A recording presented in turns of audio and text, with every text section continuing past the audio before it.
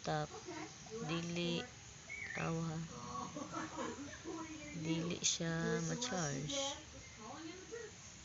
But pasabot ana hinay na imong kuan plugged in not charging.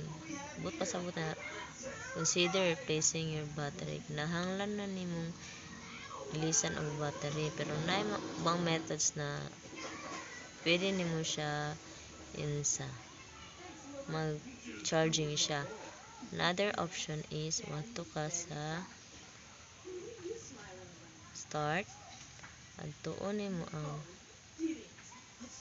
control panel, i-click nimo ang device manager,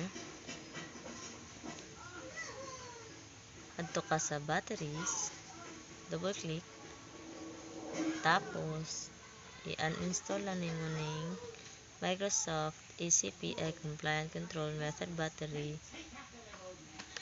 I-uninstall na nimo na siya.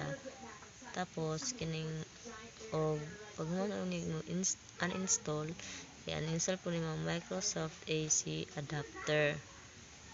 Para sa kuha mo kung experience sa Windows 7 laptop, wala na gyud siya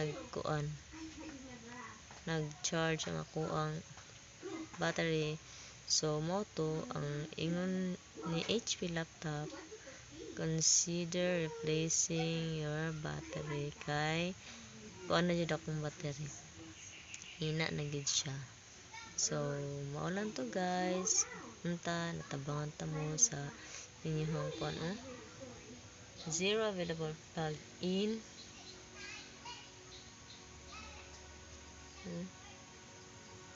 Wala na jud siya.